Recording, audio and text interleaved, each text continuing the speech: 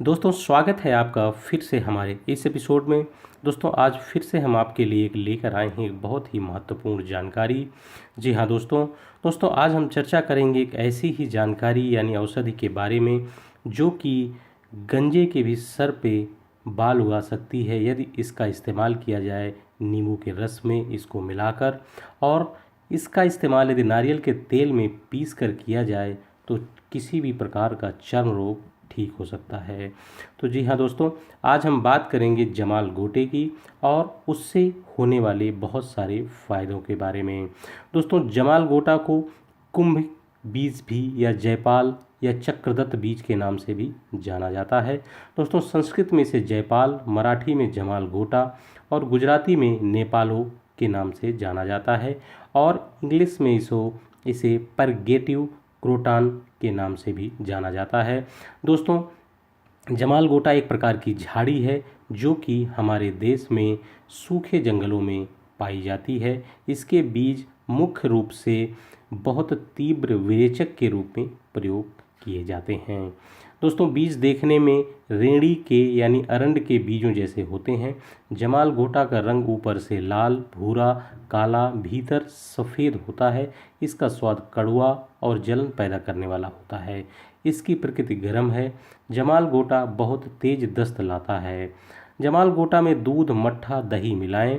इससे जमाल गोटा में व्याप्त दोष नष्ट हो जाते हैं। दोस्तों आइए अब जानते हैं जमाल गोटा के गुण के बारे में। दोस्तों जमाल गोटा शरीर को साफ करता है, सर्दी व गर्मी से लगने वाले रोगों में लाभकारी होता है। यह त्वचा यानी स्किन की हर बीमारियों को दूर करता है। जमाल गोटा का तेल भी दस्त पैदा करता है मगर इससे मालिश करने से अंग शक्ति में बढ़ोतरी होती है। यह बच्चों के डब्बा रोग यानी पसली चलना को दूर करता है तथा भूख को बढ़ाता है। इसके साथ ही यह कफ और वातनाशक भी दोस्तों होता है। दोस्तों आइए बात करते हैं जमाल गोटा को शुद्ध करने के बारे में, क्योंकि जमाल गोटा को शुद्ध किए बिना इस्तेमाल करना खतरनाक हो सकता है। जमाल गोटा को दूध में मिलाकर गर्म कर लें। जब उसमें चिकनाई खत्म हो जाए तब समझें कि यह शुद्ध हो गया है। इस प्रकार से जमाल गोटा को आप शुद्ध कर सकते हैं। दोस्तों अब जानते हैं जमाल गोटा के बहुत सारे फ़ायदों के बारे में। जमाल गोटा के बहुत सारे फ़ायदे होते हैं, उनके बारे में हम लोग आइए दोस्तों जानते हैं। मस्तिष्क ज्वर, जी हाँ, सिर के बाल मुड़वाकर 3 चम्मच जैतून के तेल में 1 चम्मच जमाल गोटा का तेल मिलाकर मालिश करना लाभदायक होता है। ब्रेन हेमरेज व कोमा, इसमें भी इसका लाभ होता है। मक्खन या शहद के साथ जमाल गोटा के तेल की 1 बूंद जीभ के नीचे रख देना फ़ायदेमंद होता है। ज़रूरी होने पर दूसरे दिन भी यही प्रयोग दोहराया जा सकता है। कब्ज में भी जमाल गोटा बहुत लाभकारी होता है। जमाल गोटा के बीज 30 मिलीग्राम से 60 मिलीग्राम या तेल आधा से 1 बूंद मक्खन में मिलाकर खाने से पतले दस्त आते हैं।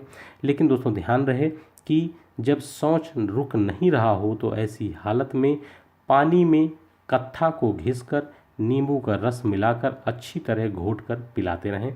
इससे कब्ज नष्ट हो जाती है। दोस्तों अगर पौरुषी कमजोरी है तो ऐसे में जमाल गोटे का तेल गुप्त अंगों के ऊपर लगाने से लाभ मिलता है। मासिक स्राव की कमी भी इससे दूर होती है। जमाल गोटा, कड़वी तोंदी के बीज, पीपल, गुड़, मैनफल, सूरा बीज, यौछार, इन सभी औषधियों को बराबर मात्रा में लेकर बारीक पीस कर चूर्ण तैयार कर लें। फिर थूहर के दूध में बत्ती बनाकर योनि में रखें। इससे मासिक स्राव की समस्याएं समाप्त होती हैं। दोस्तों स्नायु से संबंधित रोगों में भी फ़ायदा करता है। जमाल गोटा को पानी में पीसकर लेप करने से नहरुआ रोग दूर हो जाता है जो कि स्नायु से संबंधित रोग होता है। दोस्तों नासूर यानी पुराना घाव, जमाल गोटा को पीसकर नासूर पर लेप करने से लाभ मिलता है। दोस्तों गंजापन दूर होता है। इसके लिए नींबू के रस में जमाल गोटे के बीज को पीसकर सिर पर लगाएं। सूखने पर कुछ ही देर में इसे धो लें। इसे प्रतिदिन लगाते रहें। इससे गंजापन रोग हमेशा के लिए नष्ट हो जाता है। दोस्तों चर्म रोग में भी बहुत लाभकारी है ये। चर्म रोग यानी स्किन रोग, जमाल गोटा को नारियल के तेल में पीसकर लेप बना लें और इसे वहाँ पर लगाएं जहाँ पर चर्म रोग हो गया है। इससे चर्म रोग नष्ट हो जाता है। सांप के काटने पर भी दोस्तों बहुत फ़ायदा होता है। जमाल गोटा का चूर्ण 100 मिलीग्राम की मात्रा में एक काली मिर्च के साथ पीसकर पानी के साथ पिलाने से उल्टी होकर जहर निकल जाता है। फल को यानी जमाल गोटा के फल को घिसकर डंक लगे स्थान पर लगाने से शीघ्र लाभ होता है। दोस्तों सिर दर्द में भी काफ़ी लाभ होता है जमाल गोटे से। सिर दर्द यदि किसी को हो तो जमाल गोटे को पीसकर माथे पर मलने से सिर का दर्द दूर हो जाता है। कुछ समय बाद इसे पोंछकर घी लगा लें, नहीं तो जलन बनी रहेगी। दोस्तों बिच्छू के दंश में भी ये फायदा करता है। इसके लिए जमाल गोटा को पानी में घिसकर काटे हुए हिस्से पर लगाएं, इससे बिच्छू का दंश ठीक हो जाता है। फोड़े फुंसियों में भी फायदा करता है। जी हाँ दोस्तों, जमाल गोटा और अरंड के बीज बराबर मात्रा में पीसकर पानी में मिलाकर लेप बनाकर फोड़े फुंसी और मुहासे लगाने से लाभ मिलता है। दमा में भी दोस्तों लाभ होता है इसका।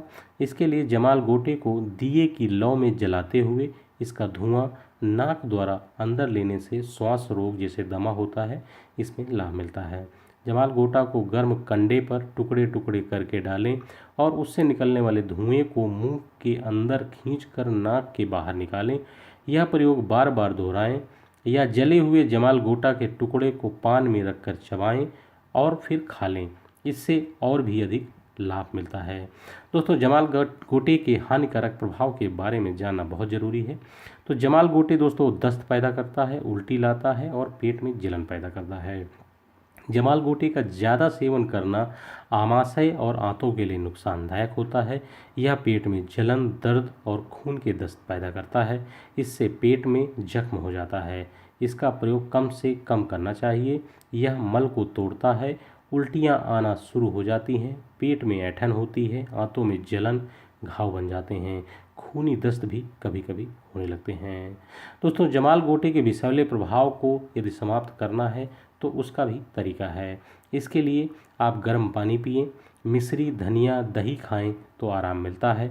बिना घी निकाला छाछ भी पीना चाहिए जब कभी जमाल गोटे का विष शरीर में हो जाए और उसको निकालने की ज़रूरत हो। तो जमाल गोटा लेते समय कुछ सावधानियां भी बरतना ज़रूरी है। इसके तेल और बिना शुद्ध किए बीज का प्रयोग कभी नहीं करना चाहिए, यानी कि इसके बीजों को शुद्ध करना ज़रूरी है, जैसा कि हमने अभी आपको बताया। उसके बाद ही इसके बीजों का प्रयोग करना चाहिए। इसे गर्भावस्था में कभी भी प्रयोग नहीं करना चाहिए। इसका तेल अत्यंत उत्तेजक होता है, चमड़ी पर लग जाने पर ये फोड़े करता है, इसलिए इसमें सावधानी रखना जरूरी है। तो दोस्तों बस इतना ही इस औषधि के बारे में, जमाल गोटा के बारे में जानकारी। मुझे उम्मीद है आपको पसंद आई होगी। दोस्तों अगले एपिसोड में फिर आपके लिए एक बढ़िया और उपयोगी जानकारी लेकर फिर हाजिर होंगे। तब तक के लिए नमस्कार, धन्यवाद।